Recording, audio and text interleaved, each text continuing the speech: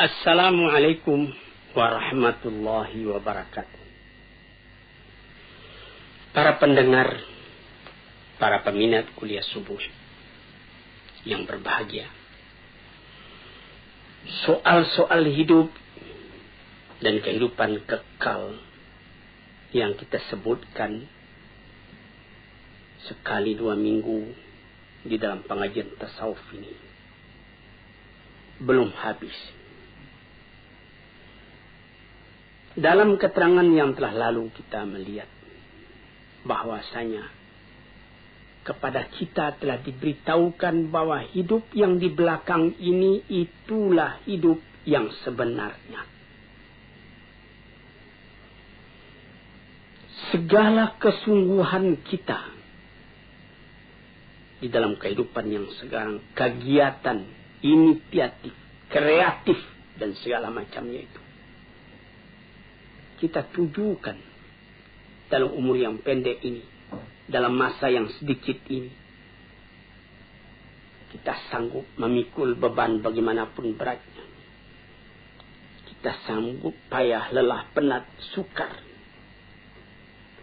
Karena ada yang kita harapkan, yaitu kehidupan yang sejati tadi. Ilmu dan amalan, usaha dan kerja hanya alat untuk mencapai kebahagiaan hidup yang akan datang itu. Hidup dimulai apabila nafas sudah berhenti. Alangkah ganjilnya perkataan itu. Hidup dimulai apabila nafas sudah berhenti. Yang sebelum itu apa? Hidup itu hanya khayal.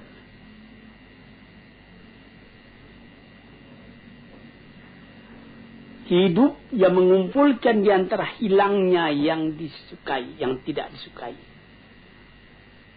Hasilnya tercapai apa yang dicintai. Kesucian. Kita tidak pernah kehilangan yang dicintai itu. Ketentraman, kesenangan, kebahagiaan. Itu yang dituju.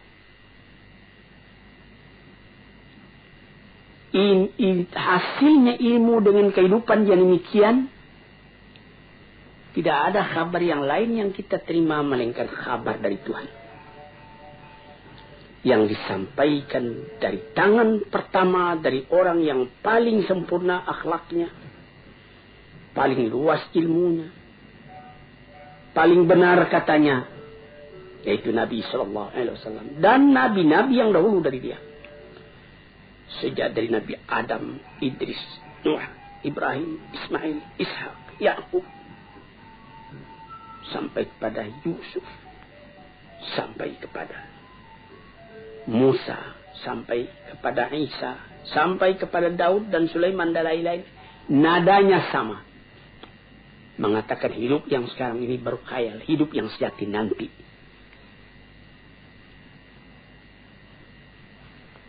Terbukti hal itu dalam hati orang yang beriman. Sehingga boleh dikatakan dari iman tadi jadi menjadi keyakinan. Sehingga jiwa tadi lama-lama pindah daripada bayangan kepada kenyataan, daripada khayal kepada yang akan hilang, daripada hidup yang fana, karena inginnya kepada kehidupan yang sejati itu, karena rindunya kepada kekuasaan yang mutlak itu.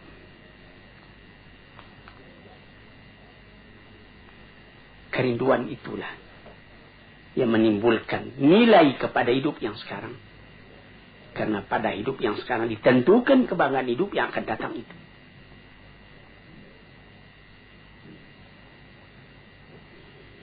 Oleh sebab itu, maka barang siapa yang musafir,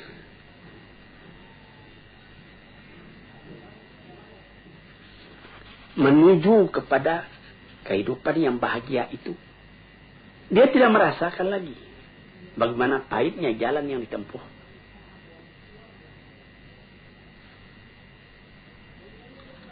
dia mengorbankan segala tenaganya, memandang ringan segala yang berat, dengan cinta, dengan rida, dengan hati lapang, terus berjalan. Ya kadang-kadang karena capek berhenti, tapi dia tahu perjalanan ini belum selesai. Banyak berhenti, lama baru sampai, katanya.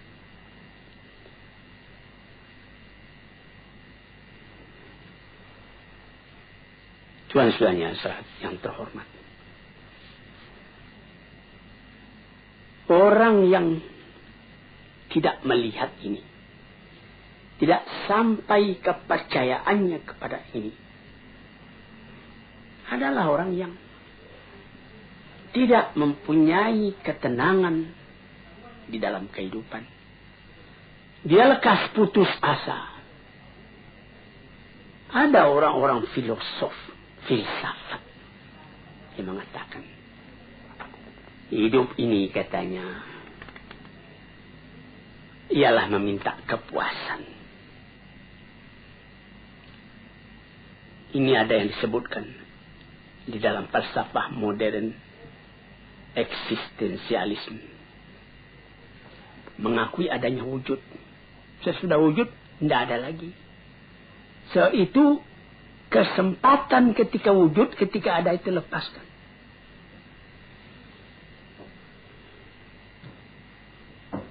Karena apabila kita telah mati, katanya, sama saja.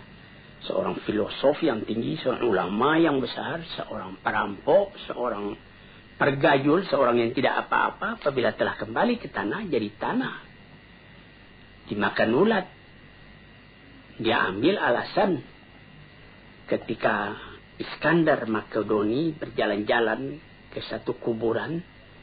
Di sana bertemu dia dengan filosof Diogenes. Lalu dia menanyakan, di situ ada kuburan. Raja Iskandar Makedoni menanyakan, Tuan, mengapa Tuan di sini? Dia bilang, saya sedang menggali-gali kubur.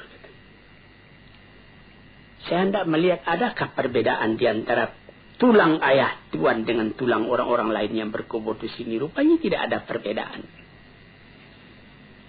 Karena katanya kata filsafat, orang enak membaca.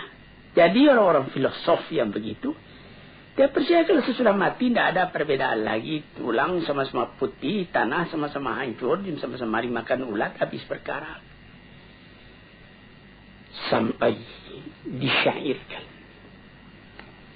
oleh ahli-ahli syair, innamal aisyu fi bahimiyatil ladzah wa ma yaqulul falsafi.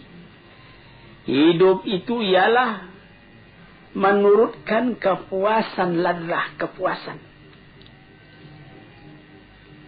Segala yang ada ini, katanya, yang penting puas. Puas makan, puas minum, puas bersanggama dan lain-lain sebagainya.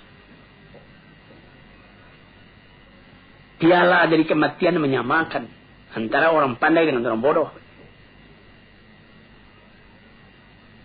Orang-orang yang bodoh itu di bawah bumi sama kedudukan dengan orang filosof.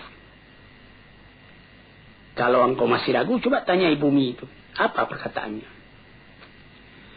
Perkataan begini adalah timbul dari orang yang mu'anid, yang menentang agama, menentang akal.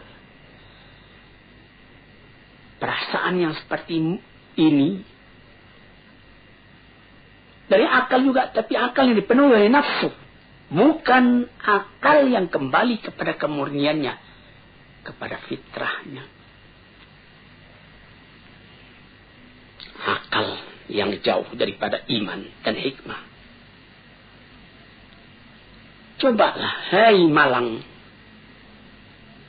apakah oleh karena maut itu menyamakan yang salih dengan yang talih, yang alim dengan yang jahil? Oleh karena itu, maka dikatakan bahwa kita sama-sama sekali. Orang di dalam perjalanan sampai ke tempat perantauan yang terakhir. Di mana kesenangan orang itu? Apakah duduk di atas singgasana mahligai dengan keistirahatan, atau duduk dalam kecelakaan, kesengsaraan. Apakah memang berhenti saja segala sesuatu apabila maut telah datang?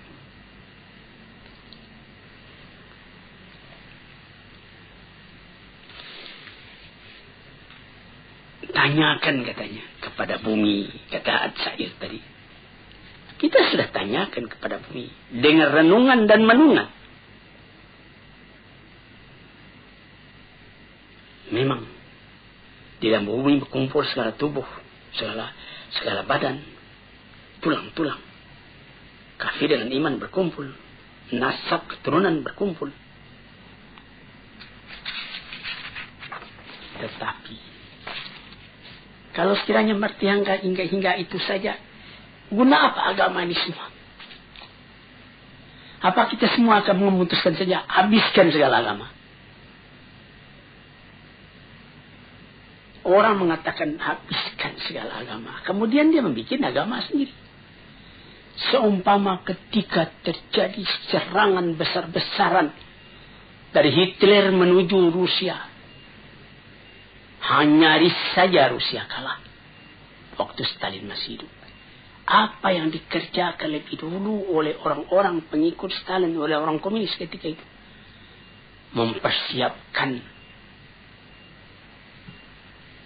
Mempersiapkan kuburan Lenin. Karena di situ diletakkan di dalam keranda kaca tubuh Lenin itu. Kemana mau simpan ini?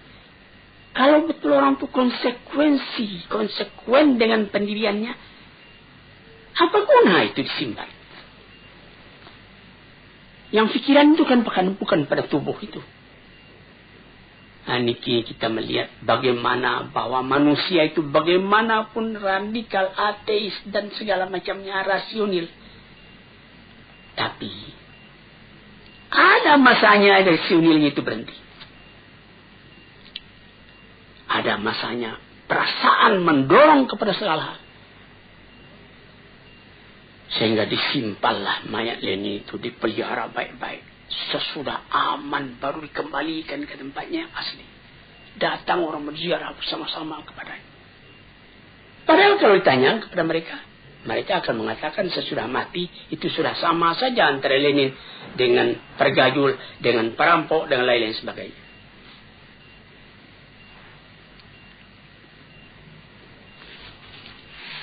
Jadi kalau kita hendak menanyakan bagaimana sebenarnya manusia sesudah matinya, kita kemana bertanya? Orang yang beragama sudah jelas menjawab kepada Tuhan, kepada Rasul-Rasul, kepada Musa, kepada Isa, kepada Yusuf, kepada Daud, kepada Sulaiman, kepada Muhammad, kepada Nuh, kepada Ibrahim. Akan sepakatkah semuanya itu nabi-nabi itu menegakkan bohong dalam alam ini? Kita tanyakan juga kepada orang-orang yang mengalami rasa kejiwaan yang mendalam, menjadi khalifatullah di muka bumi. Dan tanyakan juga kepada Quran.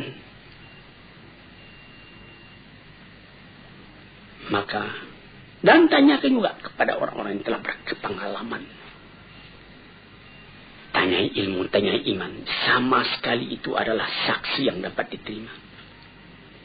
Tanyai akal, tanyai fitrah murni.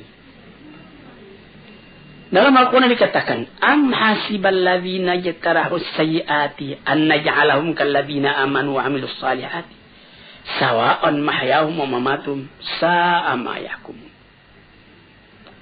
Apakah menyangka orang-orang yang telah berbuat jahat dalam alam ini akan disamakan saja kedudukan mereka dengan orang yang beriman dan amal salih?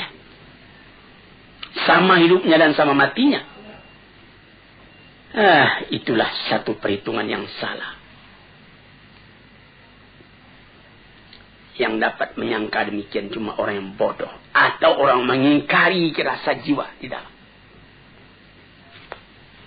Sebab itu, maka seorang ahli fikir Eropa, Oswald Spengler, mengatakan orang yang bersorak, mengatakan dia tidak percaya akan adanya hari kemudian itu, bersorak karena dia melawan kepada rasa dari hatinya sendiri. Maka memandang kepada soal itu terbagi dua. Ada orang yang memandang kepada ilal asya, kepada sesuatu. Dan ada orang yang memandang pada sesuatu, antara kepada dengan pada lain. Ada orang yang memandang kepada sesuatu, ada orang yang memandang pada sesuatu.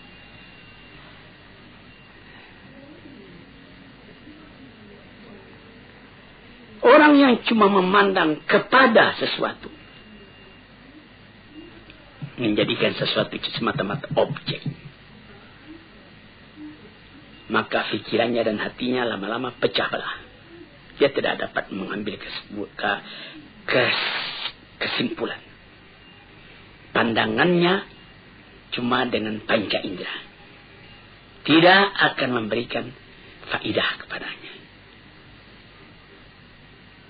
Li'annahu lima faqad al-ikhtiyar awalan fa innahu faqad al-ikhtiyar tsaniyan. Karena dia tidak dapat memilih sejak pertama sampai kepada yang seterusnya, tidak ada pemilihan lain. Tetapi orang yang memandang pada sesuatu, bukan kepada sesuatu. Pandangan yang tadi membawanya menyeberang kepada rupanya dan hakikatnya dan maksudnya. Ini apa? Dari mana ke mana? Kalau dia memandang sesuatu di hadapannya itu, menjalar pikirannya tadi kepada yang lain, sebab dan akibat yang timbul dari itu. Sampai dia mengaji juga, apa arti wujud dari ini? Apa hikmatnya? Dan apa ilmu yang sempurna dalam ini?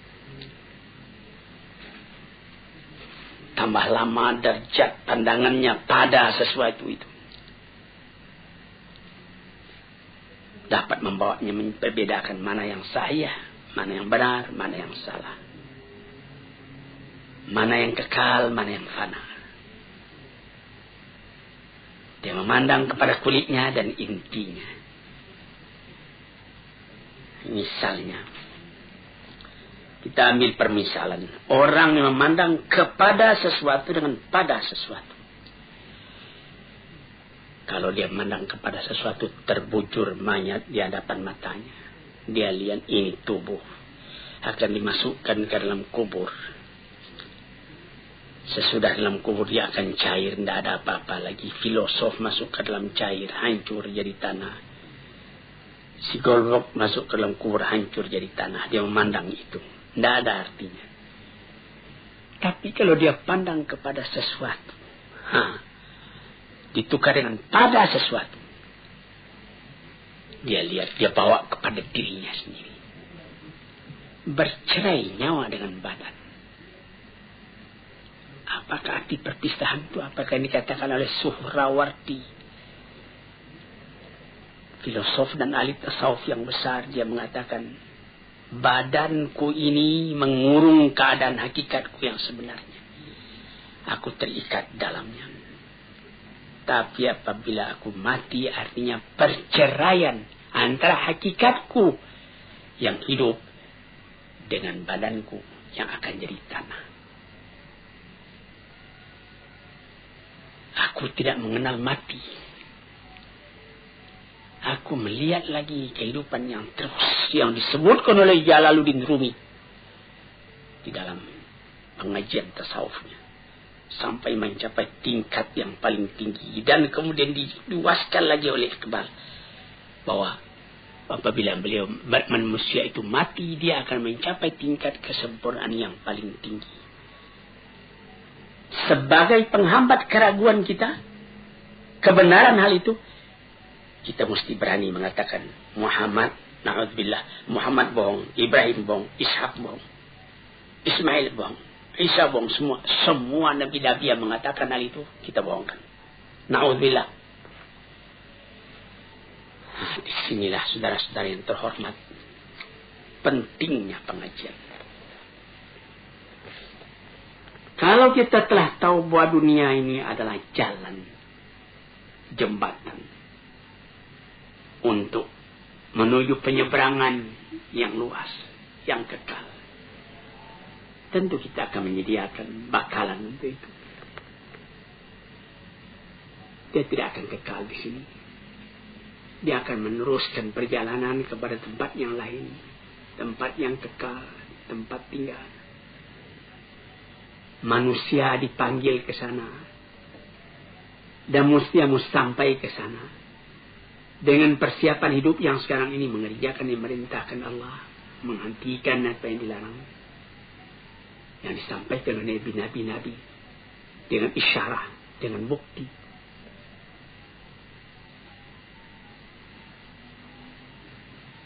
Dengan demikian baru sampailah manusia tadi